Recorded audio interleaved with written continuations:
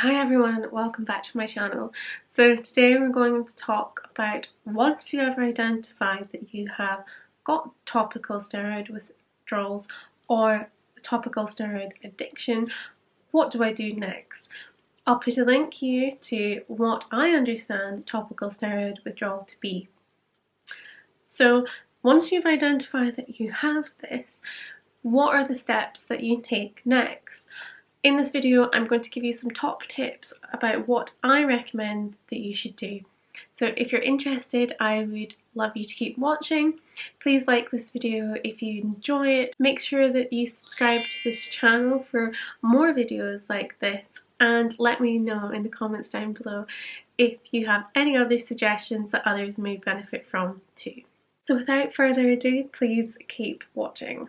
It can be very overwhelming to realise that you have a skin condition which is caused from something which has been prescribed for you.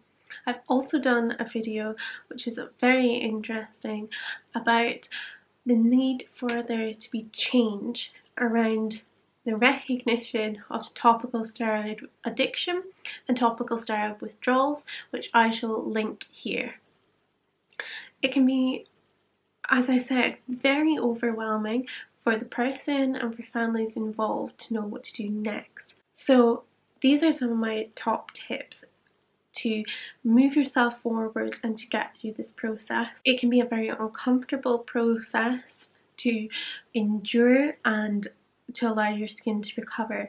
These tips are my own recommendations. I'm not a medical professional nor a dermatologist, but as somebody who has gone through it, I'll put a image of me here as to what I have looked like before my skin endured topical steroid addiction and as a result of coming off of those steroids. What we're going to talk about here is tips in order to make your life a bit easier, in order to make your skin feel a bit better, to help you relax, to help you de-stress, and to help you move forward. It is so important to make sure that you stay calm, that you allow your body to recover, that you allow your body to process this stress that it is having, and to make sure that you implement some easy methods in order to help you sleep better, reduce the pain, reduce the stress, and to help encourage skin growth. One of the side effects, unfortunately, of topical steroid withdrawal is hair loss. It is also very common for one skin condition to roll into another. Quite often, if you are withdrawing from steroids, your skin is also crying out for help. It's crying out for moisture. It's crying out to be deflated if you're similar to me and you have swelling. It's crying out to go back to normality. And quite often the skin can get confused. It then becomes burning red, it starts to swell up, it becomes infected, it goes yellow and weepy, or you actually as a result get a lot of spots. You can get a lot of acne, you can get spots all around your hairline, all over your back, that sort of thing. A lot of trapped hairs, hair loss. Unfortunately, these are the side effects. Therefore, some of these will help to mitigate those risks. A suggestion that I have at this point would be to get yourself a silk pillow. Silk, as I've mentioned in previous videos, is sweat wicking. It's important to make sure that you're trying to get the best night's sleep possible. You are allowing that moisture to come off of the fabric as opposed to being absorbed into it, and then if you turn over in the night, all that moisture then goes into the skin on the face or into the skin on the back.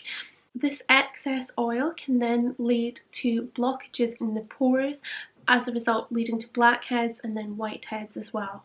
Another symptom of topical steroid withdrawal is extreme skin shedding. Your skin's going through an increased rate of turnover. It's trying to get rid of it. It's trying to remove all the skin off of you.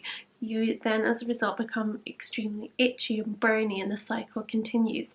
Therefore, when you're going to sleep, there's a lot of excess skin on your clothes, in your bedding, and a lot of excess oils from oozing or bleeding. Therefore, it's really, really important that we're being as hygienic as possible.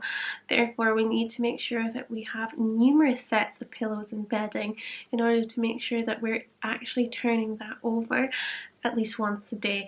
Unfortunately, particularly for your pillows, this is an absolute must in order to prevent that, as I said, that excess oils and that excess skin causing blockages within the skin and then leading to increased skin problems. Not only this, but clean bedding will also help to make you feel nicer. You will also experience a lot of insomnia, so struggle sleeping, and clean bedding can help make you feel a lot more relaxed, a lot more clean, a lot more hygienic, making sure the window is open, allowing yourself to feel nice and cool. I highly recommend you having a nice cool room and a light fabric on your bed as well. You could also opt to have a fleece sheet. I have a fleece sheet because Scotland is very cold, but in order to have then a light sheet on top instead of perhaps a duvet, if you're going to be turning over your bedding, is a really great idea. I'd also recommend not having any pyjamas on, although some of you may think that actually wearing a long sleeve can help you to stop itching. You then are going to be washing this as well as your bedding. You can do either. I would suggest that if you are going to wear pyjamas, make sure that you are wearing something very baggy. The only thing is that skin can come out of the pajamas and into the bed anyway, so you will have to then wash it as well. An absolute must is to make sure that you are exfoliating, that you're not using your nails to exfoliate that excess skin off. All that excess will then go underneath your nails. Having short nails and having naked nails is something that I am not used to at all, but I have gotten the benefits out of it so much because you cannot scratch if you've just got flat pads, and it's important to make sure that you're pulling that skin off at a steady rate and the rate that you should be, that you naturally want to do, because obviously you naturally want to scratch it off and exfoliate, but the danger that you have if you use your fingers is that you scrub really hard and then cause bleeding. Then you've got an open part in the skin, which then can allow germs in, increase the rate of infection, increase bleeding, that sort of thing. If you are going to have short nails like me and you do not like it, I suggest just simply buffing them, make them a bit more shiny, make them clean, make them presentable, make them short. I bought myself a new ring to help accessorize it, and I feel a lot better now, and I've actually got used to having naked nails. Making sure that you exercise is a fantastic way to get through something like this, keeping yourself busy, making sure that you are allowing that blood flow within the body, make it come to the face, make it come into the hands, depending on where you get that skin issue or wherever you get the skin withdrawals. Exercise can really help that blood flow, and it can really help to release obviously the endorphins, help you de-stress and help you feel a lot better about yourself. Exercise also helps to encourage your human growth hormone and increase the skin turnover and help yourself recover a lot quicker. We cannot talk about exercise and not talk about rest. Rest is just as important as the exercising. So whether your exercise includes sweaty exercises or not, I can talk a whole lot about sweaty exercises. I have a video here which I'll link, which is how to get motivated to go to the gym. It's focused around when you have skin issues. However, exercise doesn't necessarily just mean going to the gym. It also includes walking, it also includes stretching, yoga, learning how to do the splits, dancing, whatever it is, it's all still blood flowing. But rest is just as important. The reason being that your skin needs to recover too. So although you are sweating and producing that human growth hormone, rest allows yourself to recover and also encourages the human growth hormone as well. This allows you to optimize the amount of protein that you're eating and use all that nutrition for the benefit of your skin. It's not only going to then benefit your interior, it will also benefit your exterior, particularly if you also have, as I mentioned, if you're experiencing hair loss, if you are going through something like that, making sure that your diet and your exercise are as optimal as possible is the way forward. I've also done some diet tips for going through skin conditions, and I'll put a link to that as well.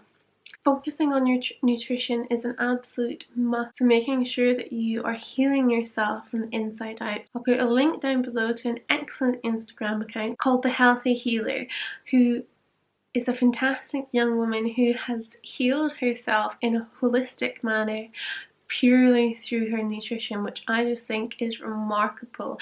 And if you're interested in that, please go and have a look at that. Nutrition is an absolute must, and I also agree with her that you should be healing yourself from the inside. Making sure that your protein intake is high, whether depending on your diet, you know, whether you eat everything, you're vegan, you can't take dairy like me, whatever it is, making sure that protein intake is high so that you're then allowing yourself to shed that skin naturally to then regrow it underneath as well. Sunlight is vital, however, in the sense of vitamin D. It is crucial that you get some daylight into your eyes, into your face. You should always make sure you have adequate sun protection. I always wear sunglasses. Make sure you wear a hat. Try and keep the face out of the sunlight as much as possible. Although getting sunlight into the eyes is important, and getting some sunlight onto your skin in order to absorb that D vitamin, you must make sure that you are looking after your skin and not allowing your skin to burn. We have very exposed open skin at this point. You also have a lot of skin turnover, as we've mentioned, and that supple soft skin is like baby skin underneath, and it cannot be burnt. I would therefore suggest that coverage in terms of physical shade is better than trying to put on a sun cream, especially over the summer. So allowing yourself to get outside, get that natural sunlight in, but not lying out baking in the sun, particularly if you're in quite a delicate phase of this condition. Making sure that you're obviously drinking enough is vital. If you're going through no moisture treatment, I will talk about that in my other vlogs. I've talked about my specific moisture intake through that and my liquid intake through that in those vlogs. However, making sure that you do take in adequate fluids is vital. Making sure that you optimize when you take those fluids as well if you are going to go through a reduction. Again, I'll put a link to my vlogs here. In those vlogs, I talk about the timing of that moisture intake and top tips on at what points in the day you need to time that, and also about little tips in order to trick your mind into thinking that you're taking in more moisture than you actually are. When you are at one of these low points, make sure that you surround yourself by people who care about you, want what's best for you, and will understand you in this situation. There's nothing worse than feeling like you are a weeping lizard and having to be around people who aren't sympathetic or empathetic. Make sure you surround yourself with a community of people who love and appreciate you and value your personality as opposed to your looks. Another tip which I live for is dressing comfy, okay? Making sure we dress as comfily as possible. Look at this baggy hoodie. Look at this sports bra. Look at this legging and slipper combo, okay? Making sure that you dress as comfy as you want, because we have skin coming out of all orifices. We have skin shedding and weeping and oozing in every place thinkable, and it's very, very uncomfortable, and the last thing you need to be doing is wearing uncomfy clothes. We just don't have any time for that. Make sure that you're wearing clothes that you don't feel self-conscious in, and dress just how you want to. You don't, just because you have to dress comfy doesn't mean it can't be cool. I think this is treat yourself to some nice comfy underwear, like this comfy bralette that I've got, or these comfy stretchy leggings that you can just feel your best in. Something like this that isn't see-through, that's actually quite chic, particularly if you've got a lot of pain on your legs, is really, really useful for if you still have to go to work. Making sure that you also feel like you have dressed to impress can often make you feel a lot better than you actually are feeling. You can trick yourself into thinking that a situation is a lot better than it is. That is one of my tips that I've written in one of my blog posts. I'll put a link to that down below.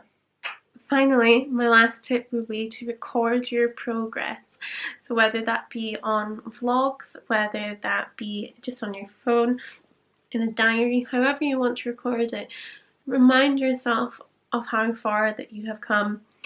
Even if you don't look back on it ever again, that record is there to remind you of how far you've come. I personally use this little book in which Ed's mum gave it to me. It's very, very sweet. It's a lovely book, which I will put this full quote in the description box below. But I'll read you the final bit, which I think you will all resonate with. So it's talking about beauty. And it says, "No, she wasn't beautiful for something as temporary as her looks.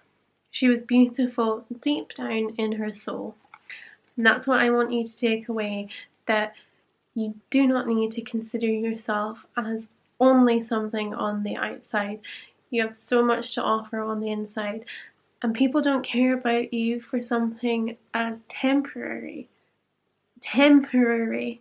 This situation, if you're going through it, is a temporary thing, and people don't care about your beauty or your personality or your soul for something as temporary as your looks. Looks come and go, looks fade. People care about you for what is inside your soul and how kind a person you are. So there you have it, guys. Thank you so much for watching. Let me know in the comments down below if you enjoyed this video. I hope that you learned something, and fingers crossed that you resonate with some of these as well. If you have any further tips, please let others know in the description box down below. Give me a thumbs up if you enjoyed this video. Make sure to subscribe to this channel for more videos like this, and I look forward to seeing you in the next one. Bye.